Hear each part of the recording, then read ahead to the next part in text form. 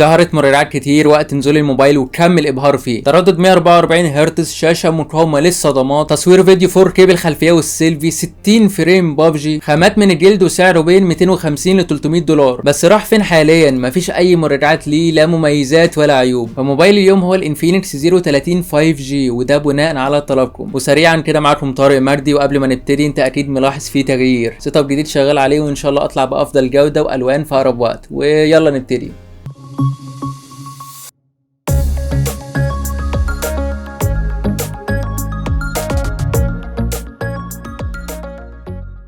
جميل في الحركه والتنقل بين التطبيقات، واستجابته سريعه جدا مع تردد 144 هرتز سريع جدا وبدون اي مشكله هتواجهك، وتقدر تحدد بين 60 و120 و144 هرتز او متكيف، وده بيكون افضل في توفير الطاقه. ومع التردد السريع معاك بروسيسور ممتاز في سعره، فهو الدايمنسيتي 8020، وخلي بالك في نسخه منه 4G بس مع هيليو جي 99 وسعر اقل. ومن التجربه الممتازه تعالوا ننتقل للالعاب، فهو بيقدم لي 60 فريم بابجي على سعره، انا مش معترض عليه، وده لنسخه ال 5G. خلي بالك مع تجربه صوت ستيريو سماعتين، وخلوا مكان السماعه فوق فبقى افضل في اللعب ومش هيضايقك. ومن تجربه الالعاب ننتقل للشاشه، قدمت لي تجربه حلوه جدا مع شاشه كبيره كيرف بمقاس 6.78 انش من نوع اموليد مع مليار لون وجوده الفول اتش دي بلس. هتتضايق شويه لو بتنقل من السامسونج وتحس الالوان باهته درجه، مع ميزه وعيب لازم تركز فيهم كويس. نبتدي بالعيب، وهو السطوع 950 شمعه، مش هيكون الافضل في ضوء الشمس. وركز قلت ايه؟ مش الافضل، ما قلتش وحش. الميزه بقى ان الشاشه تستحمل الصدمات، اتعرضت لاختبارات شديده واستحملت، وده الغريب لانها كيرف، والمعروف ان الكيرف ما بتستحملش وبتتكسر بسهوله، فدي اعتبرها ميزه قويه جدا. من الشاشه تعالوا ننتقل للتصميم، صراحه عجبني اللون ده مع ملمس الجلد، وفي منه ازاز خلي بالك، مع كيرف من الظهر للشاشه، واحساس الفريم الصغير مع سمك 7.9 مللي، وزن متوسط 185 جرام مخليه مريح في الاستخدام الطويل. ممكن تتضايق شويه من خامه الفريم لانها بلاستيك، بس تأدي الغرض في سعره. مع مربع الكاميرات هو يبان تقليدي، لكن من الاحرف تحس فيه مسامير في اللون الاخضر، لكن باقي الالوان مربع تقليدي ما فيهوش اي جديد. مع الثلاث كاميرات وفلاش هنعرفهم في جزء الكاميرات. ونزل لك بمقاومه رذاذ معيار اي بي 53، ومع التجربه كان ممتاز جدا. المميز انه بيدعم راديو اف ام، وده نادرا لما بتسمع عنه في موبايل حاليا. النسخه دي بتدعم 5G، وفي نسخه اقل بتنزل 4G مع دعمه لشريحتين نانو، واي فاي 6، بلوتوث 5 و3، وداعم بشكل كامل ل NFC.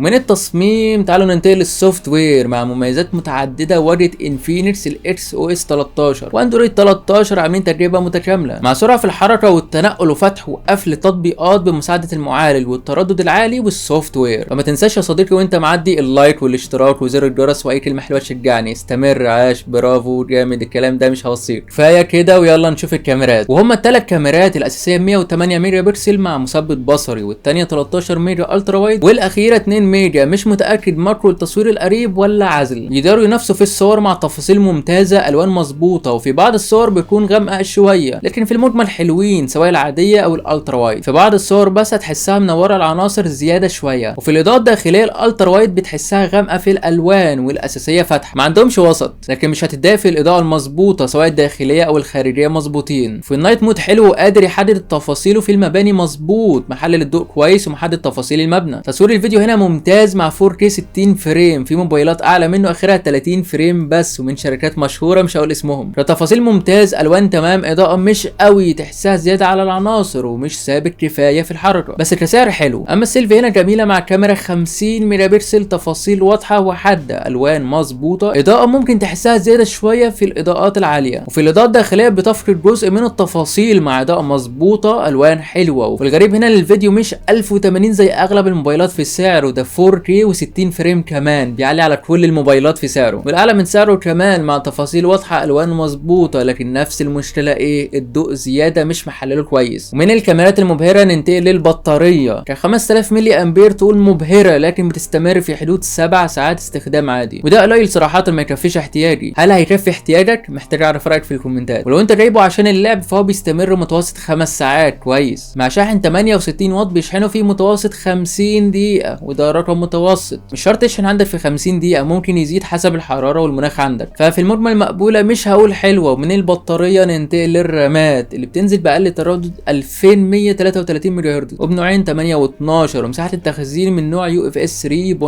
و256 جيجا بس، مفيش مساحات تاني، ومفيش كارت ميموري هنا، يعني اعتقد مش هتحتاجه على 256. ومن الرام ومساحه التخزين عايزين نعرف الموبايل ده يستاهل تشتريه ولا لا. فباختصار عجبني الوان الكاميرات والتفاصيل، تصوير فيديو 4K 60 فريم بالخلفيه والسيلفي مع التفاصيل ممتازه، الشاشه جميله كالوان وتفاصيل، تصميم الفريم مع كيرف من الظهر للشاشه مصغره، الشاشه تستحمل الصدمات، قوامه رذاذ معيار IP53، واجهه انفينكس، تصميم الظهر مع اللون ده جميل جدا، الصوت ستيريو، ووجود راديو FM. لكن ما عجبنيش ان الفريم بلاستيك، السطوع قليل، تحليل الضوء في الكاميرا مش حلو سواء الصور او فيديو بالخلفيه او السيلفي، تردد الرام قليل، البطاريه مش الافضل، بتستمر في حدود 7 ساعات بس. برغم من كل ده فهو ممتاز وينافس في سعره بين المنافسين ويتغلب عليهم كمان. وفي اهم النقاط زي تصوير الفيديو، تحمل الشاشه والمعالج والتردد العالي، فاقدر اقول ان افضل قيمه مقابل سعر ليك انت لو مش فارق معاك بعض العيوب زي الفريم البلاستيك، البطاريه مش بتكمل معاك، الاضاءه العاليه في الصور والفيديوهات، اقول لك اشتريه حالا. بالمناسبه متوسط سعره بين 250 ل 300 دولار، وبحثت عنه في مصر مش لاقي حاليا. فلو حد يعرف تاجر بيبيعه او هو يقدر يوفره يكتب مكانه ولينك صفحته في الكومنتات، بس بشرط واحد، انا هتابع الاسعار في مصر لو نزل واقارنها مع الدول العربيه، واقل سعر هو اللي هوصي الشباب يشتروا منه في التعليق المثبت. اهم شيء المستخدم يستفيد قبل التاجر. ما تنساش تكتب لي اي كلمه حلوه تقديرا للشغل الجامد ده، واللايك واشتراك والحاجات دي. ادعي لي القناه تكبر عشان ابتدي اوزع هدايا ومسابقات لايفات، في شغل جامد هيتعمل ان شاء الله قريب. ولازم تنورنا على الاربع منصات، الفيسبوك، اليوتيوب، الانستجرام، التيك توك، عشان نكون اسره مع بعضينا واكبر اكتر واكتر باذن الله. دمتم بافضل حال،